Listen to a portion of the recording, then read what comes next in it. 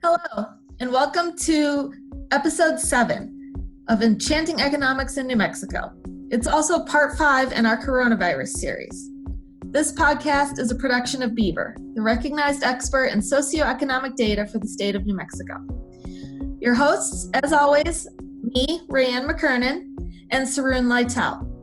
Today, joining us is one of Downtown Growers Market's managers, Danielle Schlobohm. Danielle, thank you so much for being here with us.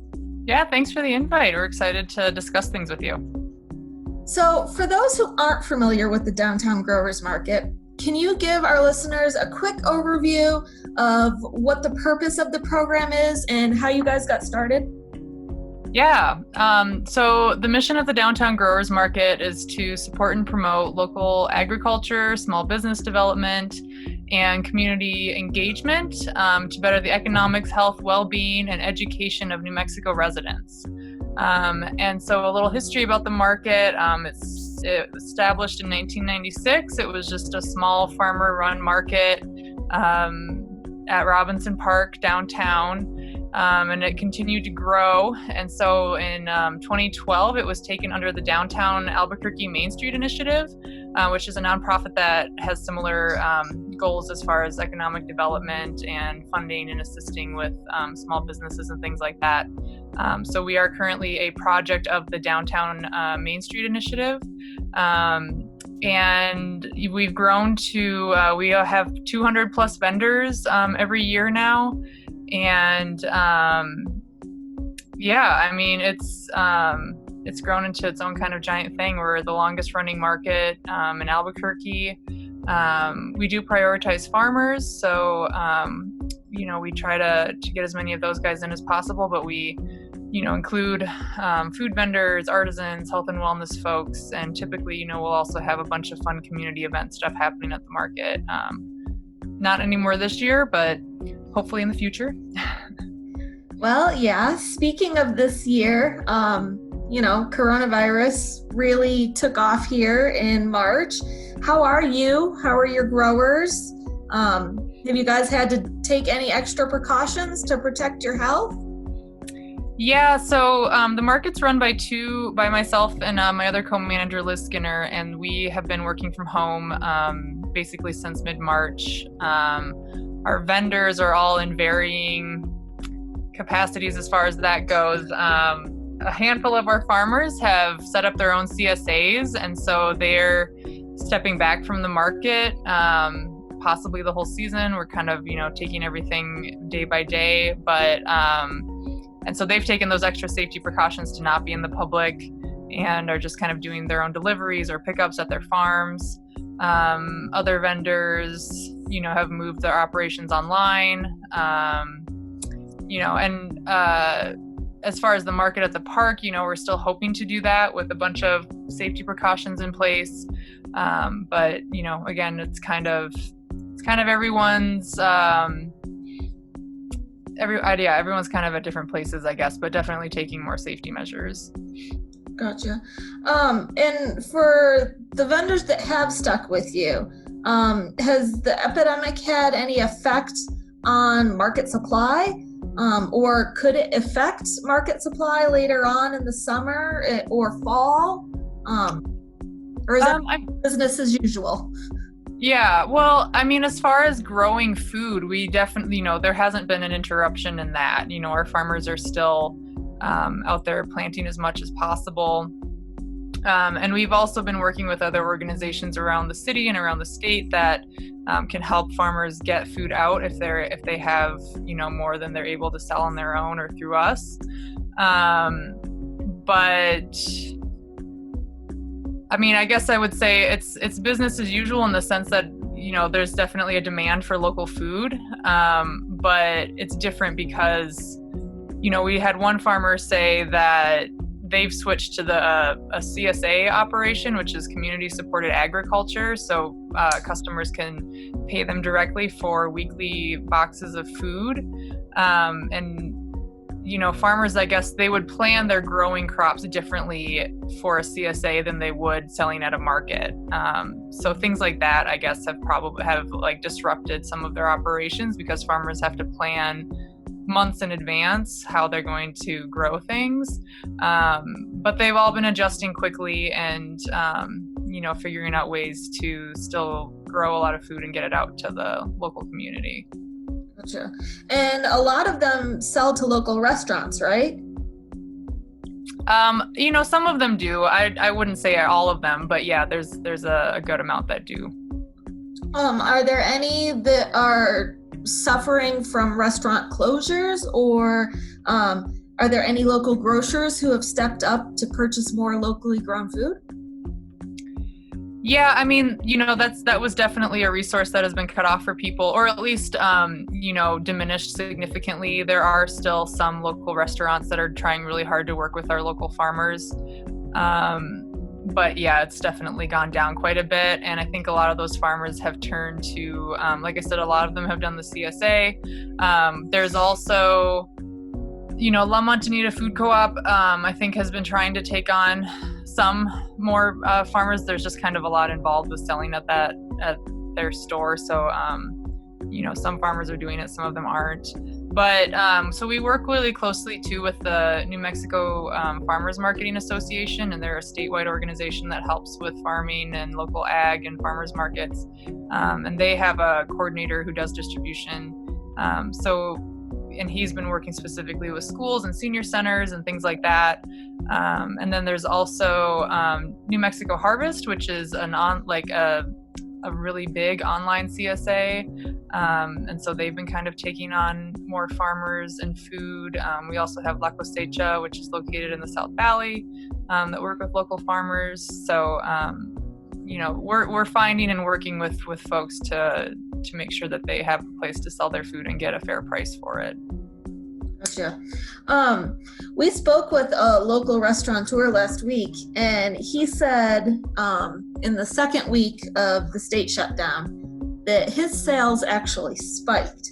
And I realize it's probably too early for you to speculate, but do you expect the same percentage of regular sales at the market compared to a regular year, or how is that looking? Because you guys have been operating for a few weeks now, right?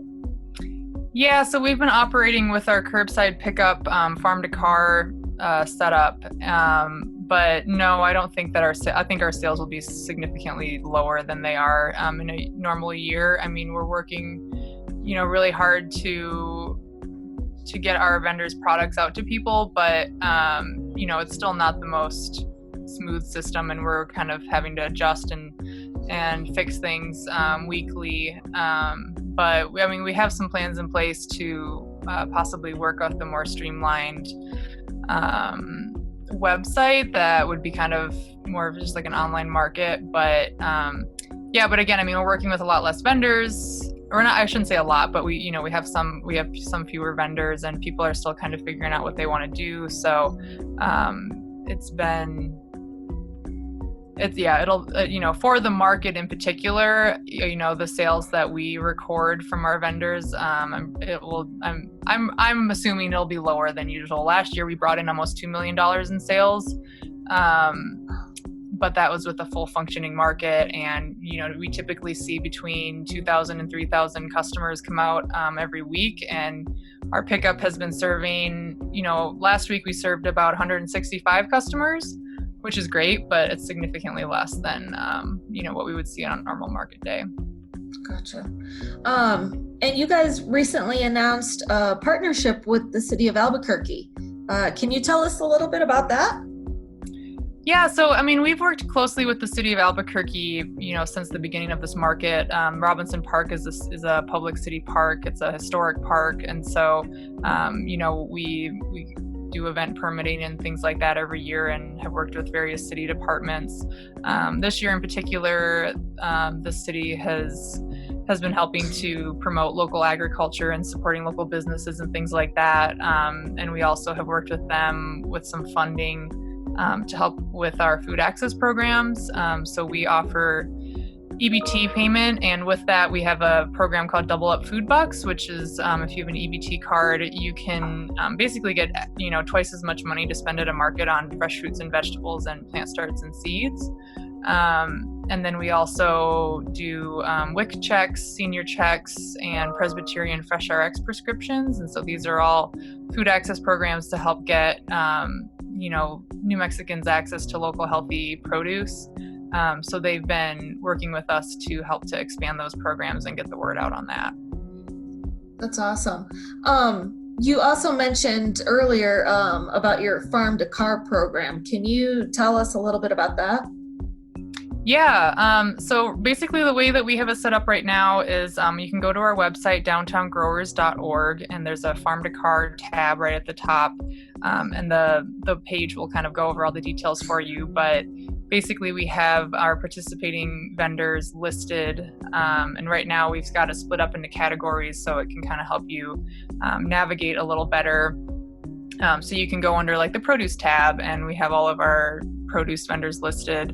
And then the customers need to contact them each directly. We don't have the capacity to kind of, have like an online shopping thing at the moment. But so you will kind of see what's listed on there, and you can contact them to place orders. And our vendors are kind of all at varying capacities. So some people have websites, some people have, a list attached, and you can email them. And then once you place your orders, we ask that you sign up for a pickup slot, and that's also on that same page, just to kind of help keep the flow of customers from being all at once. And then we're offering the drop-off and pickup on Saturdays, taking place at Fusion Theater downtown from 10 a.m. to 1 p.m. And so customers can then just come through and pick up their orders, and we're accepting EBT, other forms of payment as well, cash, card, all of that, asking people to prepay ahead of time if they can. But so that's what we have in place for now, and we'll be doing that every Saturday until we can figure out or have the capacity to go back to the park. Gotcha. Have there been any discussions yet on how the growers market will proceed post-coronavirus? Yeah, I mean, we're looking at a lot of things, and it changes so often that it's hard to, really come up with solid plans. But, at this point, we're essentially the 20% capacity limitations that are on essential businesses right now is kind of where we're having the hiccup as far as having a physical market at Robinson Park. So once that's lifted, we are planning to try to work towards having a market again, but it would be limited to farmers and food vendors, and we also would have, a much less space to work with as far as our vendors, because we'll be spacing them out to allow for social distancing. So we'd probably actually only have typically at the park we have about 140 spaces, but we would have to cut that down to about 70 spaces. So we're going to try to do that. We're considering, offering this pre-order pickup through the pandemic as a safety measure for customers. But we're kind of considering a lot of options, but still working really hard to have this market available and our vendors available to the Albuquerque community. Gotcha. All right. Sarun, do you want to add anything? Yeah, I wanted to ask some questions regarding, I've been reading about the logistic errors that have been happening. So that basically is when people are not stopping to eat, I mean, everybody has to eat no matter what crisis is happening. But the people that used to eat at the restaurant, they're mostly cooking at home. And so the actual amount of food, say per pound of food, has been pretty much the same, but all that restaurant traffic has been directed towards home. And some of them, I was reading about some of these vendors that supply to restaurants, that they supply barrels and barrels of milk instead of putting them in gallons for people, and then they can really put it in a grocery store or have another logistical way for them to transport it to like customers directly, like in the small packages, and all that food has to go to waste for some of that because that one critical piece is not aligned because of how quickly all of this happened. Do you know about that? Or the farmers that we work with are much smaller scale than those large scale farmers, but I have heard of food the food supply chain has been largely disrupted in this, and I think people have just been having to figure out ways to make adjustments. And so I have heard about some of the food waste, and I think there are organizations that are working hard to try to capture that so that it's not happening as much. I know like Roadrunner Food Bank is a really good one locally in town that diverts a lot of food waste regularly, and I think they're continuing to do that right now. But this whole pandemic has just thrown a wrench in everyone's operations. So I think it's just adjusting and figuring out and adapting to the current situation. Thank you. Yeah. All right. Well, I think that wraps it up for us here at Enchanting Economics in New Mexico. Feel free to check out Downtown Growers Market. What was that website again, Danielle? Sure, downtowngrowers.org. Okay. And you can check us out at Bieber, that's bber.unm.edu, or on social media. We're on Twitter, Facebook, Instagram, and LinkedIn under @UNM-Bieber. Thanks so much for joining us, Danielle. Thank you everyone for listening. Take care, stay safe, stay healthy.